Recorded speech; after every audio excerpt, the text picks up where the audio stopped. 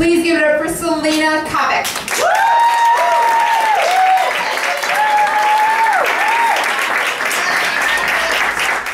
I will tell you my tale of panic and anxiety, which is a couple years, or it was literally, oh God, 8 years ago now. I can't believe that. Time flies when you're smoking cigarettes and hanging out. So 8 years ago, I was back. I had just moved to New York, and I went back to Boston, where I grew up, for Thanksgiving. And you know, the night before Thanksgiving, when you do the traditional, like, go to the bar to see all the dickwads you went to high school with, and be like, everything's great, assholes, ha ha! Floating on air, you know? So my best friend Suzanne and I were gearing up for some of that shit with all the fuckwads I went to high school with and bullied me. Yeah, great to see you. Guess who's hot now? Suck a dick. Okay. Guess who was also hot then, but you didn't appreciate it. Anyway, not the point, okay. But so it's the night before Thanksgiving, and our high school reunion is at McCarthy's on Boylston Street. Oh, Yeah, does it get any more goddamn Boston than that? Fucking McCarthy's? Fuck you, you know? And before we went to a restaurant called Chroma just to have a couple martinis and a bottle of wine and then drinks after, you know? What you do the night before Thanksgiving? There's not any PD checking on checkpoints to make sure you don't drive drunk, right? Oh, no, there are? Okay, well, whatever. So Suzanne and I are drunk as skunks, and we are both dressed up because we're going to see these terrible people from high school. So I am looking good, high heels, tight jeans, a black shirt, 70s style vest, big earrings, amazing hair, the uniform, as I call it. So we have way too many drinks, and then we are walking, then we exit Chroma, this restaurant, to go to McCarthy's, and we're walking down Newbury Street. And we're walking on Newbury Street, and there's a kid coming, or a teenager coming towards us on a bike. That's a little too small for his body, but whatever. So he's coming towards us, and you know, we're polite, so I kind of duck back behind Suzanne so that this guy has a lane to bicycle through. And I am wearing a Gap purse, because I am economical, but also fashionable. And it was like when they went through kind of a, well, my entire life is a 70s fashion phase, so it was a hoop. It was like a metal hoop and then a bag hanging underneath, almost like a nutsack. Do you remember that one? And you can swap the metal hoops, gold or silver, depending on the outfit. Oh, I love it. So I have my like nutsack bag, and I love it. And this guy comes by on the bicycle, and you know, just I couldn't believe it. He just scoops my purse out of my hand, and I'm like, ooh. And you never know how you're going to react to that kind of thing. You know, people are always sort of like, oh, here's how you should strategize, here's how you should deal with it. But like, you never fucking know, because I truly didn't think that I would do this. He scoops my bag. I like process what's happening for what feels like forever, but it was like 2 seconds.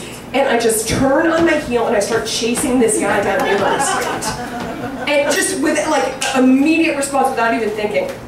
So I'm chasing down Newbury Street and I'm screaming, help, help! And as I'm screaming this and running, I remember an episode of Oprah I saw one time, where she says, don't scream help, because no one will fucking help you. You know, you do, yes, we've all seen this episode, yes! You scream fire, because then everyone thinks they'll get fucking burned, and they will actually help you, because everyone's inherently selfish. So I'm like, help, help, and then I'm like, oh. So then I'm like, fire! Fire! Fire! Like some shitty Doors cover band. Because I'm drunk, I'm very drunk. And so I'm just screaming, fire! And as we're running, so I'm screaming that, and we're running, and we pass a few valets of like nice restaurants in Newbury Street. And I don't know if these motherfuckers see this shit every goddamn day, but these guys just stand there. Yeah. So as we're going, I'm like, fuck you! Fuck you! Fuck you! Fuck you! I'm so angry. And so we're running, and I'm like just a couple steps behind this guy on the bike. And my best friend Suzanne is there, and as we're running, she's dialing 911, and then this really sweet random couple happens to see what's happening. They jump in. It's like a fucking crime parade down the street. So I'm chasing this guy, and finally I catch up to him, because I used to be really into running. So I catch up to him, and I'm running next to him. He's on a bike, I'm right here, and I don't quite know what to do, so I just take my fist and I'm like, punch to the side. he's like he's about to fucking eat shit. So he does, because he's lost his balance so badly, he fucking eats shit into the ground and falls, and the bike goes down sideways, and the bicycle kind of juts out in my lane of running. Thankfully, I used to do a lot of tumbling and figure skating. So shit you not, my best friend watched the entire thing. I am able to jump over the bike, fucking stick the landing. Russian judges, don't fuck me over. But we continue on foot, because this guy really wants my $26 Gap purse. So we continue on foot, which is fucking chill by me, because in high school I was really into running, also had a recreational eating disorder. Let's go! So we fucking keep it hauling on foot. And Suzanne the entire time is dialing 911, and I'm pretty drunk, and I just sort of can't even get over the absurdity of the situation. So I'm like, fuck you! I'm fucking broke! I work in publishing! Which is true. Terrible, terrible salaries. Goddamn. Somebody should have told me before I was an English major, huh? So we are running, and we get a couple more blocks, and finally I think this guy is like, beat it, lady! So he takes my purse and he throws it into a bush. And he crosses over Newbury Street to get to the other side of the street and doubles back to get his bike. Because his bike is more important than my fucking Gap purse. So he, sort of skedaddles away. I go into the bush, get my bag, everything's still in there. Wallet, makeup, cigarettes, like everything's still there. Like he didn't, as he was running, I kind of thought that maybe he would unzip it and get my shit out, but he couldn't even, because like that zipper's pretty tough on that bag. So I grab my bag, I'm like, holy shit, everything's still here, this is so friggin' awesome. And Suzanne's like, Boston PD is on their way, because as she was calling 911, and like she was on the phone with them, so Boston PD shows up. Oh, before Boston PD shows up though, I do have a cigarette. You gotta calm me down, okay? I'm a runner, I'm also a smoker. Which brings the cardio health back to zero, pretty much.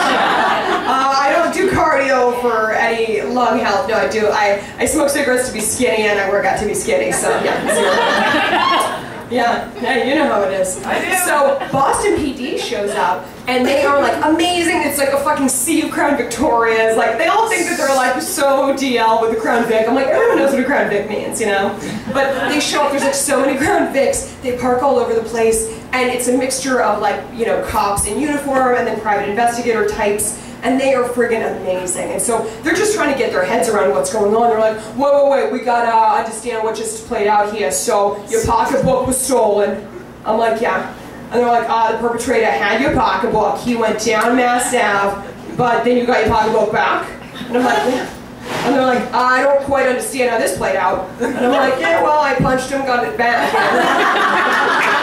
And they're like, God damn, they're like, you got a lot of hustle in you, kid. You got a bunch of brothers at home? And I was like, no brothers at home. I just don't ever want to go to the fucking DMV and get a new ID.